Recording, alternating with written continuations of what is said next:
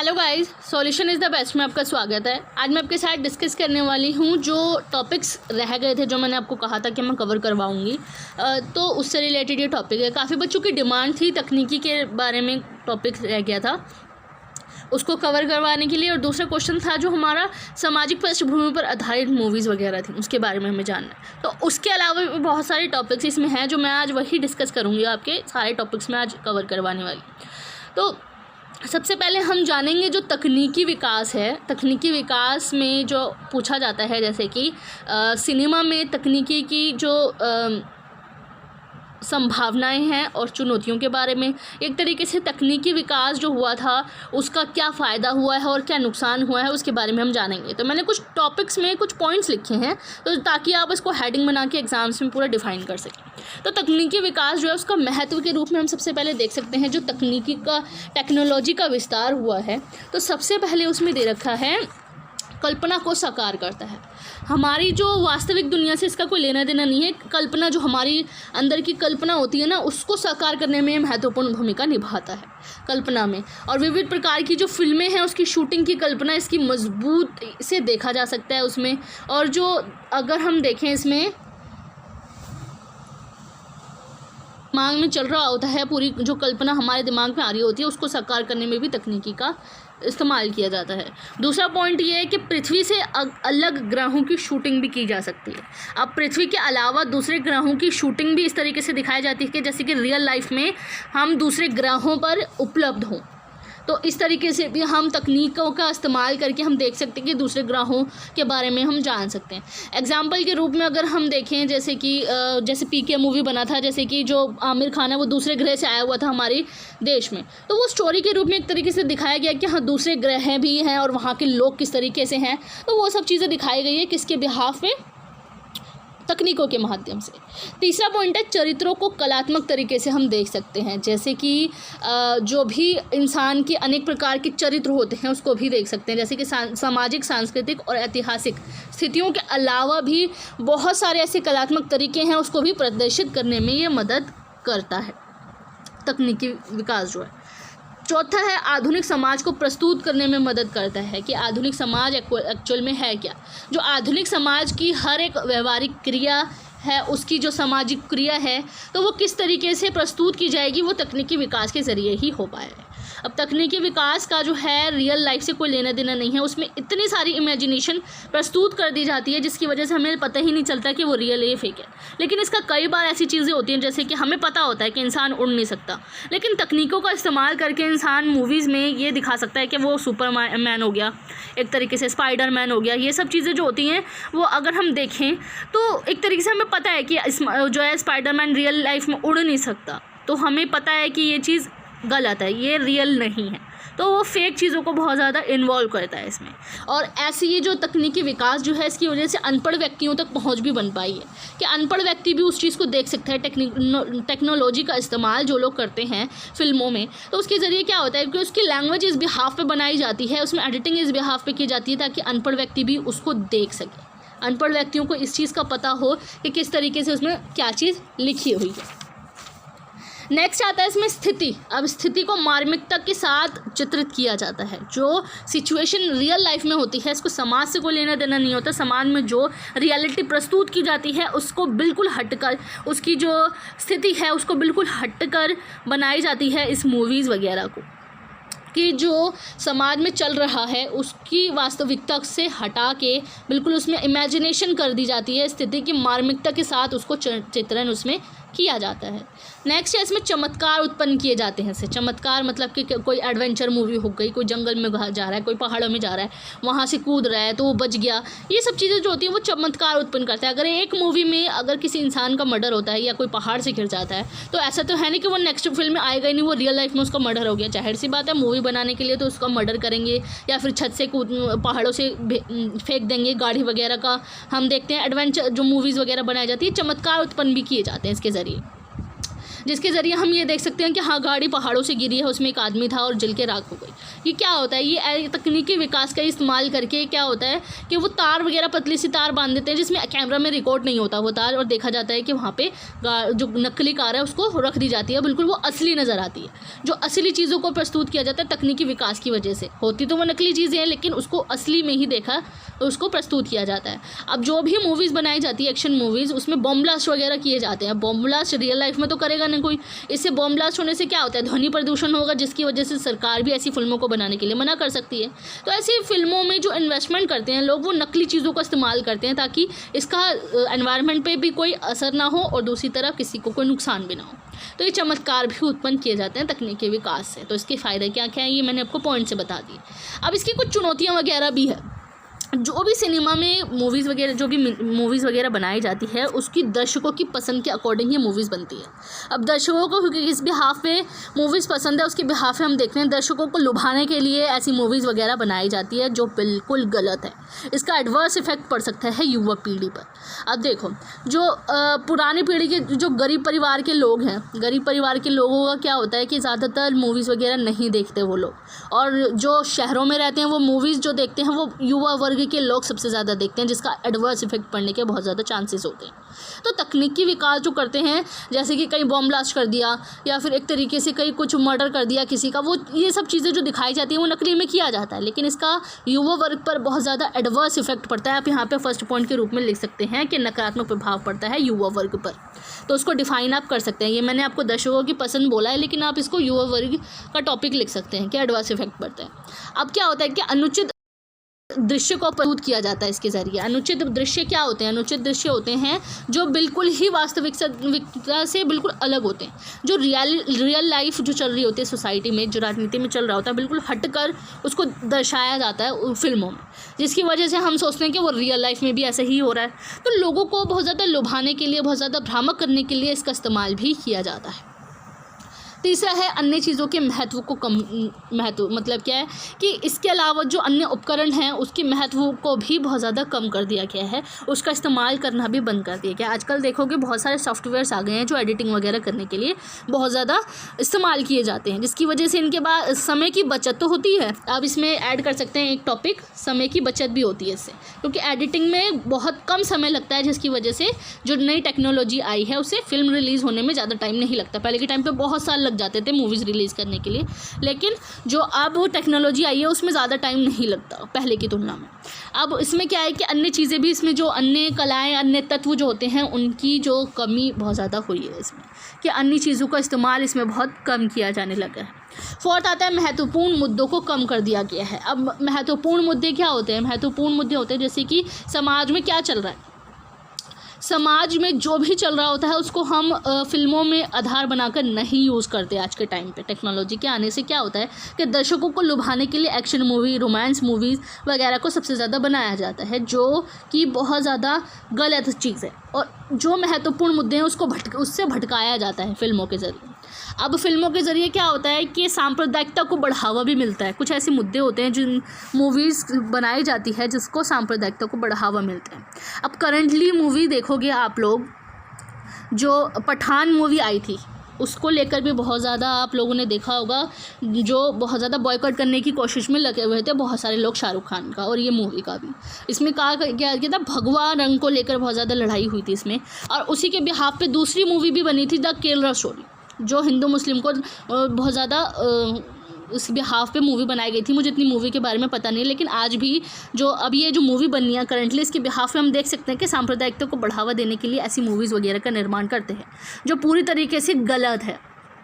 तो तकनीकी का इस्तेमाल जिस बिहाफ पे किया जाता है जो रियल लाइफ नहीं होती, जो महत्वपूर्ण मुद्दे होते हैं उनको भटकाया जाता है, उससे भटकाया जाता है लोगों को, और बिल्कुल दूसरी लेवल की जो चीज़ों को बहुत ज़्यादा इसमें इन्वॉल्व किया जाता है तकनीकों का इस्तेमाल करके। बहुत सारी, जैसे कि कोई एक्शन मूवी या कोई बच्चे अगर मूवीज़ वगैरह देखते हैं, जैसे कि एग्जांपल के रूप में मैं आपको बताऊं, इसमें कोई बच्चे मूवीज़ देख रहे हैं, कोई रोमांटिक मूवीज़ देख रहे होते हैं, कार्टून देख रहे होते हैं। कार्टून में क्या होता है कि एनिमेशन मूवीज़ होती है। युवा वर्ग के लोग तो रोमांटिक मूवीज़ देखना ज़्यादा पसंद करते हैं, एक्शन मूवीज़ देखना बहुत ज़्यादा पसंद करते हैं। तो एक्शन मूवीज़ वगैरह जो होती है, युवा वर्ग के लोग उनका हिंसा को बढ़ावा देने में बहुत ज़्यादा ये महत्वपूर्ण भूमिका निभाते हैं। अब हिंसा किस बिहाफ पे, क्योंकि लड़ाई झगड़ा बहुत ज़्यादा होता है एक्शन मूवीज़ में, ये दिखाते तो फिल्मों में यही है कि लड़ाई झगड़ा हो रहा है, खून खराबा हो रहा है, किसी का मर्डर कर रहा है, लेकिन यह लोग युवा वर्ग के लोग इस चीज़ को देखकर बहुत ज़्यादा रियल लाइफ में भी उसको देखने की कोशिश कर रहे होते हैं। तो ऐसी मूवीज़ बनाना टेक्नोलॉजी के अकॉर्डिंग बहुत ज़्यादा गलत है। तो ये कुछ डिफरेंस है दोनों में, आप ये लिख सकते हैं हेडिंग्स बनाकर इसको। अब कुछ ये टॉपिक आया हुआ था आदिवासी समाज के ऊपर, क्वेश्चन पेपर में काफ़ी बार पूछा गया आदिवासी समाज के ऊपर है कि देखा जाए तो 2013 में जो है मूवी वगैरह जो है 100 साल पूरे हो चुके हैं मूवीज़ वगैरह को, क्योंकि 1913 में पहली मूवी रिलीज़ की गई थी राजा हरिश्चंद्र, और उससे देखा जाए तो 2013 में ये 100 साल वर्ष पूरे कर चुकी है। और आदिवासी समाज को आज भी दूसरे तबके पर रखा जाता है पहले की तुलना में, आज भी मूवीज़ वगैरह में इसको शो ऑफ किया जाता है, लेकिन इसमें कोई चेंजेस नहीं लेकर आए। जो उनकी जो इमेज बनी हुई है वही इमेज आज भी आज की मूवीज़ में देखने को मिलता है। तो आदिवासी फिल्म जो है उसमें देखा जाए तो भारतीय आबादी में कौन है, 77.5% आबादी है आदिवासियों की, जो जंगलों में रहा करते हैं। इनके अलग ही लोकगीत, लोक नाटकीय, अलग ही इनका जो परंपराएं हैं, इनकी संस्कृति है बहुत ज़्यादा अलग है, जिनका आधार क्या है, प्रकृति से बहुत ज़्यादा प्रेम करते हैं। ये जंगलों में ही रहते हैं, वहीं पर ही रहकर शिकार वगैरह करते हैं, वहीं पर ही अपने रीति रिवाजों को फॉलो करते हैं, इनके अपने ही कानून हैं। और आज भी पहले के टाइम पे भी जो था भारतीय फिल्मों में इन्हें हमेशा दूसरे तबके पर रखा जाता था, दोयम दर्जे का इनको माना जाता था। तो कमर्शियल और पॉपुलर सिनेमा का उद्देश्य क्या होता था? कमर्शियल और पॉपुलर सिनेमा क्या होते हैं? जो व्यावसायिक सिनेमा होते एक तरीके से। तो व्यावसायिक सिनेमा में क्या, एक्शन मूवीज़ हो गई, कमर्शियल सिनेमा में, पॉपुलर सिनेमा में तो एक्शन मूवीज़ हो गई, कोई एंटरटेनमेंट की चीज़ें हो गई। तो इनका उद्देश्य क्या होता था कि व्यावसायिक सफलता हासिल करना। ऐसे में कोई भी नहीं चाहेगा कि आदिवासी समाज के मुद्दे को उठाए और फिल्मों में लेकर आए। तो क्या होता था कि डॉक्यूमेंट्री फिल्में जो होती थी, डॉक्यूमेंट्री फिल्में कल्पना से दूर होती थी और वास्तविकता को दर्शाती थी। फिल्मों की शुरुआत हुई थी 1913 में। उसमें सबसे ज़्यादातर फिल्में जो राजा हरिश्चंद्र, जो दादा साहेब फाल्के ने मूवीज़ वगैरह बनाई है, उसमें ज़्यादातर फिल्में आदिवासी समाज को लेकर ही बहुत ज़्यादा है।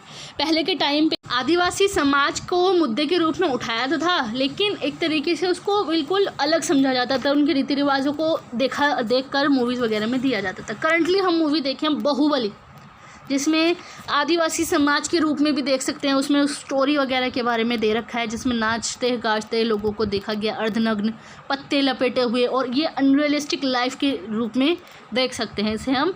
इनका जो कनेक्शन है कि वो जो रियल लाइफ से नहीं है, समाज से इसका कोई कनेक्शन नहीं है, बिल्कुल अलग रखा जाता था। लेकिन उसके बाद जो है एक मूवी बनी थी इसमें 1942 में रोटी, दूसरी बनी थी मधुमती 1958 में। रोटी जो थी वो मूवी बनी थी पूंजीवादी विचारधारा के ऊपर, कि पूंजीवादी लोग किस तरीके से जो है शोषण करते थे लोगों का। और इसमें ये भी बताया गया था कि आदिवासियों को फूल पत्ती लपेटकर रुमानी मुद्रा में नृत्य करते समय दिखाया गया था इस मूवी में, कि पूंजीपति लोगों के बारे में किस तरीके से वो शोषण करते थे उस पर, और इसी मूवी में आदिवासियों का भी चित्रण किया गया था। दूसरी मूवी थी मधुमती, जो 1958 में बनी थी। ये भी एक बेहतरीन फिल्म थी, जिसमें आदिवासियों को ही नाचते गाते हुए देखा था। अब करंटली जो मूवी देखेंगे हम, जैसे राजा मूवी बनी थी, आप लोगों ने देखा होगा, राजा माधुरी दीक्षित की मूवी। उसमें भी क्या था कि आदिवासी समुदाय को उसमें दिखाया गया था, चाहे वो एंटरटेनमेंट के रूप में ही हो, लेकिन आदिवासी समुदाय के रूप में अगर उसमें दिखाया गया था तो यही उनका जो रियलिटी है वो उसमें दिखाई थी, कि आदिवासी समाज को किस तरीके से वो लोग अपना जीवन व्यतीत करते थे। आदिवासी जो समाज थे वो यथार्थ से परे थे, जो रियल लाइफ है उससे बिल्कुल परे हैं जो आदिवासी समाज है। और एक मूवी बनी थी मृणाल सेन की बनी थी 1977 में, जो वास्तविक शिकारी साहूकार के बारे में इसमें बताया गया था। कि एक तरीके से जो ये फिल्म थी अंग्रेज़ के ऊपर थी, कि एक अंग्रेज़ जो है, अंग्रेज़ से बचने के लिए एक आदमी अपनी बीवी की यौन शोषण के खिलाफ आवाज़ उठाता है। तो इसमें भी एक तरीके से आदिवासी समाज को बहुत ज़्यादा इसमें इन्वॉल्व किया था, विश्वसनीयता के साथ इसमें फिल्माया था मृग्या मूवी में। और दादा साहेब फाल्के पुरस्कार, पद्म भूषण, पद्मा विभूषण, इस जो है पुरस्कार से भी नवाजा गया था मृणाल सेन को। मृणाल सेन है डायरेक्टर का नाम, जो मृग्या मूवी बनाई गई थी 1977 में। तो इनका मानना ये था कि रियल लाइफ में जो आदिवासी लोग हैं, जो बहुत ज़्यादा जो शोषण करते हैं, शोषण समाज जो है वो पूंजीपति लोग हैं, वो साहूकार है।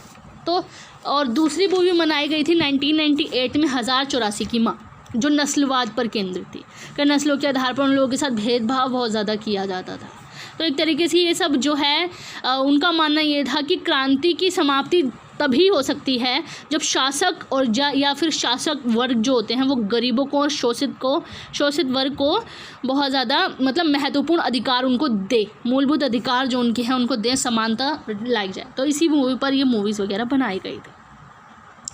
अब क्या होता है कि इन्हीं पर जो मूवीज़ वगैरह बनाई गई थी, यहाँ तक कि जो दादा साहेब फाल्के है, पहले के टाइम पे दादा साहेब फाल्के ने जो मूवी बनाई थी, मैक्सिमम मूवीज़ उनकी यही थी आदिवासी समाज के ऊपर, जो दूसरे तबके के रूप में उनको देखा गया था। नृत्य करते हुए नज़र आए थे वो लोग, गीत संगीत उनके अलग, उनकी जो पहचान थी वो प्रस्तुत की थी फिल्मों में। तो उसमें क्या था, एक तरीके से राक्षस के रूप में उनको देखते थे। लेकिन बाद के समय में जो आदिवासी समाज है, आदिवासी समाज को इन मूवीज़ में सकारात्मक रूप से पेश किया जाने लगा था 1977 में, 1998 में जो बनाई गई थी। इसमें आदिवासी समाज का जो चित्रण है वो बिल्कुल अलग तरीके से प्रस्तुत भी किया गया था। अब क्या होता है कि जो अब नेक्स्ट टॉपिक इसमें है चुनौतियों के रूप में, कि जो आजकल हिंदी सिनेमा जो है, भारतीय सिनेमा जो है, चुनौतियों से गुजर रहा है। आज के टाइम पे टेक्नोलॉजी का इस्तेमाल तो बहुत ज़्यादा किया जा रहा है, लेकिन उसकी वजह से बहुत ज़्यादा इसमें चुनौतियों का सामना भी करना पड़ रहा है। प्रॉफिट तो है सिनेमा का, जनसंचार का अच्छा खासा माध्यम है ये, लोगों तक सूचनाएं पहुंचाता है, एंटरटेनमेंट का अच्छा खासा साधन है ये, लेकिन उसकी कुछ चुनौतियाँ भी है जिसके ज़रिए जो हिंदी सिनेमा है उसका स्वरूप ही बदल गया। जिसमें पहला है दर्शकों की पसंद।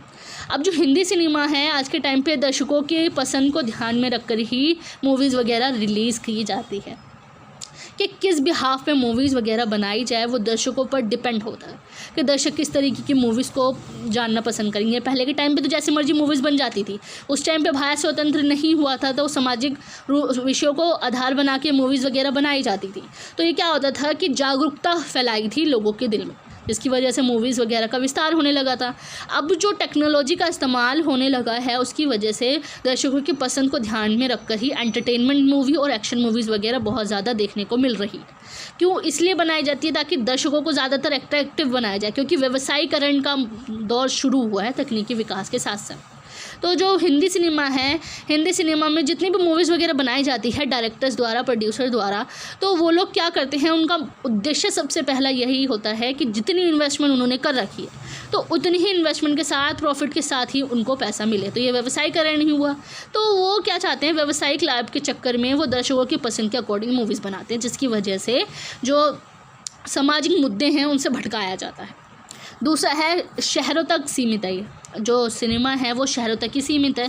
गांव में देखोगे, ग्रामीण इलाकों में देखोगे तो एक तरीके से क्या होता है कि ये लोग नहीं पहुंच पाती है, ये लोग मूवीज़ वगैरह नहीं देखते क्योंकि टिकट्स ही इतनी महंगी होती है। क्योंकि वो लोग क्या कहते हैं कि वो जो व्यवसायीकरण है, व्यवसायिक लाभ की वजह से, अब वो चाहते हैं कि लाभ के साथ पूंजी वापस आए। सिनेमा घरों में लोग वैसे पैसे की टिकट खरीद के वो लोग परचेज़ करें और मूवी को देखें थिएटर में जाके।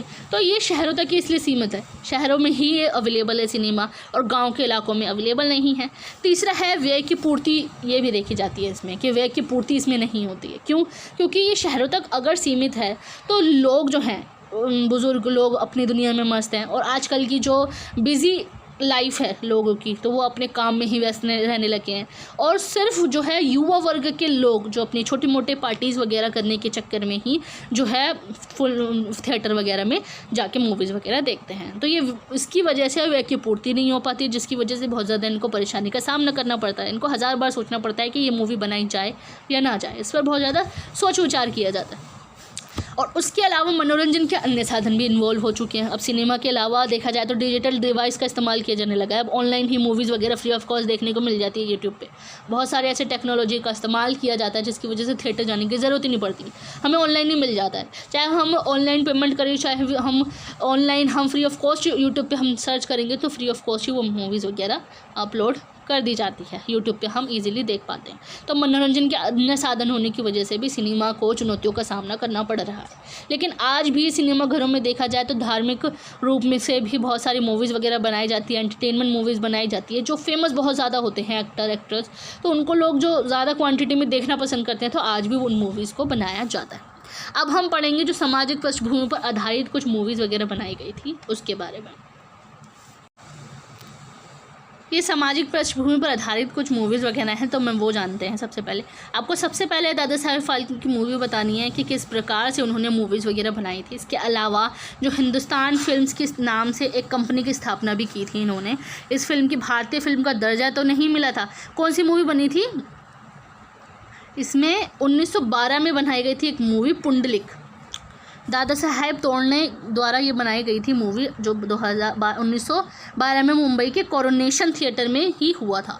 लेकिन जो है फिल्म की पहली भारतीय फिल्म ये नहीं बनी थी। इन्होंने हिंदुस्तान फिल्म्स नाम से एक कंपनी की स्थापना भी की थी, जिसके तहत उन्होंने 95 फीचर फिल्में बनाई थी और 26 लघु फिल्में भी बनाई थी। उनके द्वारा बनाई गई जितनी भी फीचर फिल्में वो पौराणिक कथाओं पर आधारित थी। इसका कारण ये था कि तत्कालीन भारतीय समाज में नाटक और फिल्में जो थी देखना इतना अच्छा नहीं माना जाता। और 1913 में फिर एक मूवी बनाई गई थी राजा हरिश्चंद्र, जो एक मूक फिल्म थी। तो उसके बारे में आपको लिखना है थोड़ा सा, जो दर्शकों को बहुत ज़्यादा आकर्षित किया था और पौराणिक कथाओं पर आधारित ही मूवीज़ बनाई गई थी। तो ऐसे समय में धार्मिक और पौराणिक के माध्यम से दर्शकों को सिनेमा की ओर आकर्षित किया जा सकता था। दर्शकों की रुचि के अनुसार सामाजिक विषयों को आधार बनाकर फिल्में बनाई जाने लगी थी। क्यों बनाई जाने लगी थी? क्योंकि उस टाइम पे भारत आज़ाद नहीं हुआ था। अंग्रेज़ों से आज़ादी बनाए रखने के लिए सिनेमा भी एक माध्यम था जो लोगों को ज़्यादा अट्रैक्ट कर सके और समाज में भागीदार हो सके और वो स्वतंत्रता की लड़ाई में हिस्सेदार हो सके। तो इसमें बाबूराव पेंटर के नाम से मैंने आपको पहले स्टोरी बताई थी। इसकी पूरी स्टोरी क्या थी? सावकारी पाश। ये मूवी बनी थी 1925 में, जो किसानों के ऋण की समस्या पर आधारित थी। और ये फिल्म निर्माण के क्षेत्र में मुख्यतः 3 और फिल्म कंपनियों का निर्माण भी हुआ था इसी दशक में, 1925 के टाइम में। और जिसमें 1929 में कोल्हापुर में प्रभात फिल्म कंपनी की स्थापना भी की गई थी। इसकी स्थापना करने में वी शांताराम, विष्णुपंत दामले, एस फत्तेलाल आदि शामिल भी थे। और इस फिल्म कंपनी ने हिंदी और मराठी में कई सामाजिक दृष्टि से उद्देश्यपूर्ण फिल्में भी बनाई गई। इतना सब कुछ लिखने की इसमें ज़रूरत नहीं है। नीचे देखते हैं क्या है इसमें। 20वीं शताब्दी के दौरान क्या हुआ था कि तीसरे दशक की फिल्मों का विषय क्या था। 20वीं शताब्दी के दूसरे और तीसरे दशक में, मतलब कि 1920 से लेकर 1930 के टाइम तक फिल्मों का विषय क्या था? धार्मिक और पौराणिक था। 1936 के बाद प्रेमचंद्र युग आया, जिसमें बहुत सारी मूवीज़ बनाई गई थी और प्रगतिशील विचारधारा लेखन के साथ ही फिल्मों के विषय में भी बहुत ज़्यादा परिवर्तन आया था। स्वाधीनता के राष्ट्रीय आंदोलन जन आंदोलन में बदल चुका था, जिसके बिहाफ पर भी किसान, मजदूर, दलित और स्त्रियों की भागीदारी भी बढ़ती जा रही थी। और राजनीतिक मुक्ति के पर्याय के साथ ही लोग सामाजिक समता की मांग भी कर रहे थे। इसी माहौल से प्रभावित होकर प्रभात फिल्म कंपनी की ओर से वी शांताराम ने अमृत मंथन मूवी बनाई थी 1934 में, जिसे पशु बलि की समस्या को उठाया गया था। ये सामाजिक पृष्ठभूमि पर आधारित मूवीज़ थी। और इसी साल बनी मोहन भावनानी की मजदूर फिल्म थी, जिसकी पटकथा प्रेमचंद्र ने लिखी थी। पटकथा क्या होती है? जिसकी स्क्रिप्ट होती है। स्क्रिप्ट के आधार पर ही हीरो हीरोइंस को, एक्टर एक्ट्रेस को डायलॉग्स बोलने के लिए कहा जाता है। और इसी फिल्म में पूंजीपतियों और व्यापारियों के विरुद्ध मजदूरों के अधिकारों का विषय भी बनाया गया था। ये जो मूवी बनाई गई थी मजदूर फिल्म। अब बॉम्बे टॉकीज़ का जब स्टार्टिंग हुई थी, जिसमें 1936 में अछूत कन्या फिल्म के माध्यम से स्वर्ण नायक और अछूत नायिका की प्रेम कहानी द्वारा जातिगत भेदभाव का प्रश्न उपस्थित किया था। अछूत कन्या में क्या था कि सवर्ण नायक मतलब कि ऊंची जाति के जो होते थे और अछूत नायिका मतलब कि नीची जाति के लोग जो होते थे प्रेमिका, तो उनकी प्रेम कहानी को भी इस मूवी में दर्शाया गया था अछूत कन्या में। 1940 के बाद क्या हुआ था कि फिल्म उद्योग काफ़ी विस्तार ग्रहण कर चुका था और इसी बीच अनेक महत्वपूर्ण फिल्मकार जो थे वो हिंदी सिनेमा के क्षेत्र में सक्रिय हुए थे, जिसमें विमल रॉय हो गया। विमल रॉय के बारे में मैंने आपको बताया था, सबसे ज़्यादा सामाजिक पृष्ठभूमि पर आधारित इन मूवीज़ बनाई थी।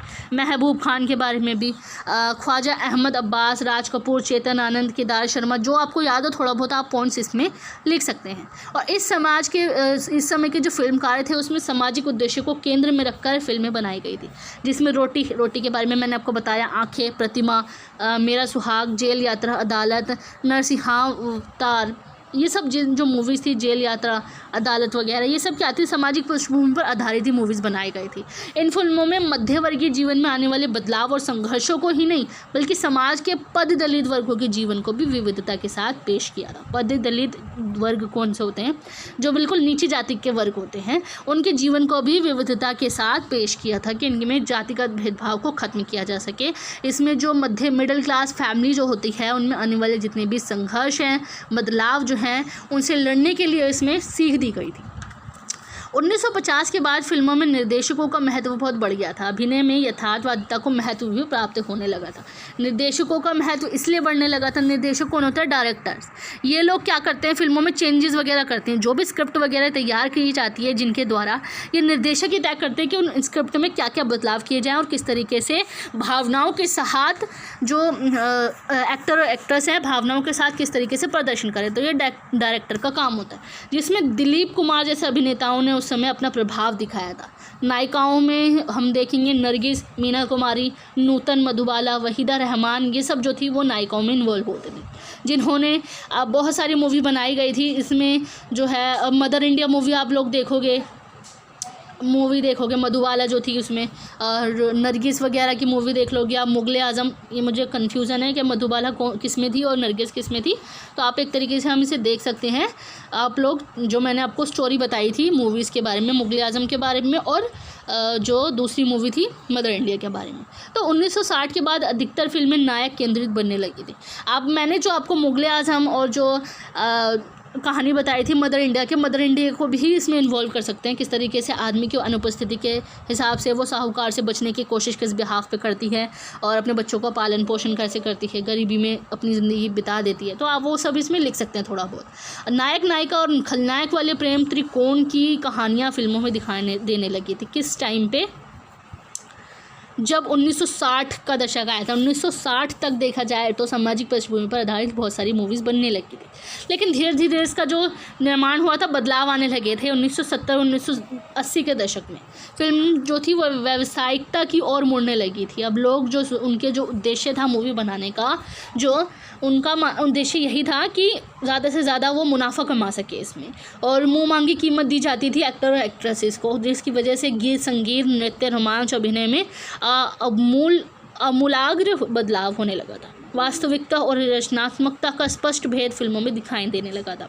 व्यावसायिकता मतलब कि जो बिज़नेस जो इन्वॉल्व होता है उसमें देखने को मिल रहा था, जिस तरीके से लोग उसमें इन्वॉल्व हो रहे थे, मुँह मांगी कीमत मांग रहे थे, और ऐसी मूवीज़ जो बनने लगी थी, अब वो व्यावसायिकरण में बदलाव आने लगा था। 1975 में एक मूवी बनी थी शोले, जिसका बजट 2 या 3 करोड़ माना जाता है। उस वक्त की बिग बजट फिल्म थी, जिसमें लगभग 15 करोड़ का व्यवसाय करते हुए सभी फिल्मों का रिकॉर्ड भी तोड़ दिया था। और 1990 में 2 धाराएं दिखने लगी थी, व्यावसायिकरण की और रचनात्मक फिल्में। व्यावसायिक फिल्में कौन सी होती है? यथास्थितिवादी होती है, और रचनात्मक फिल्में जो होती हैं वो सामाजिक बदलाव के संकेत दिखाई दे रहे होते हैं। अब के टाइम पे जो था सामाजिक पृष्ठभूमि पर आधारित बहुत कम बनाने लगे थे, जिसमें 2 लोग ऐसे थे, विमल रॉय, और एक और मूवी थी, उसका नाम मुझे याद नहीं है क्या है, मैंने बताया था एक PDF में मैंने आपको बताया था कि वो सामाजिक पृष्ठभूमि पर आधारित मूवीज़ आज भी बनाते हैं।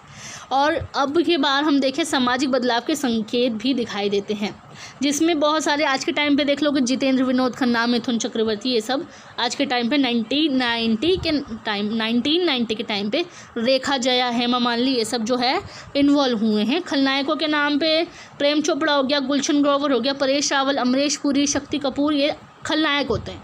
खलनायक कौन होते हैं? जो दुश्मन होते हैं बहुत ज़्यादा उसके। एक हीरो होता है, एक उसका जो बिल्कुल अपोजिट होता है दुश्मन उसके काम का। तो एक तरीके से क्या होता है कि 20वीं सदी का अंतिम दशक में क्या हुआ था कि आमिर खान ये जो है शाहरुख खान की मंडली वगैरह सब इसमें इन्वॉल्व हुए थे। अजय देवगन, अक्षय कुमार, और एक्ट्रेस में माधुरी दीक्षित, करिश्मा कपूर, काजोल ने अपनी स्थिति जो थी बनानी शुरू की थी। और समय के साथ तीव्र गति से परिवर्तित होती हिंदी फिल्मों का पूरा रूप ही बदल दिया। अब ये जितना भी मैंने आपको टॉपिक्स बताए बस इनफ है आपका यहाँ तक लिखने का, इससे आगे लिखने की ज़रूरत नहीं है, कहाँ तक इसकी स्टोरी थी।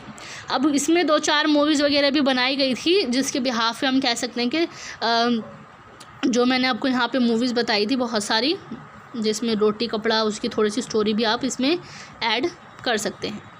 जिसमें मैं आपको बताती हूँ, इसमें मधुबाला, नरगिस, मीना कुमारी, ये सब जो मूवीज़ वगैरह बनाई गई थी, रोटी आँखें, प्रतिमा, सुहाग, जेल यात्रा, इनके बारे में अगर थोड़ा सा आप लोग पढ़ लें ना, इसको थोड़ा लेंदी बनाने में आपको आसानी होगी कि सामाजिक पृष्ठभूमि पर आधारित मूवीज़ किस बिहाफ पे बनाई गई थी, जिसमें समाज की वास्तविकता को दर्शाया गया था इन मूवीज़ के ज़रिए, जिसमें देश प्रेम की भावना व्यक्त हुई थी, जिसकी वजह से स्वतंत्र होने में भी, मतलब भारत को स्वतंत्र होने में भी इसने महत्वपूर्ण भूमिका निभाई थी फिल्मों में। लोगों को जागरूक किया था कि किस तरीके से वो समाज में आए और अपनी भागीदारी सुनिश्चित करें और समानता व्यक्त करें। तो उसके बाद ये मूवीज़ वगैरह बनाई गई थी। ये सब होगा टॉपिक्स जो रह गए थे, जो मैंने आपको बताए हैं। इसके अलावा भी अगर अदर कोई टॉपिक आता है, अगर आप करना चाहें तो इसमें कर सकते हैं। इसमें मैंने आपको जितना कोशिश करा, मैंने आपको कवर करवाने की, मैंने आपको सारे क्वेश्चंस कवर करवा दिए। And thanks for watching my video.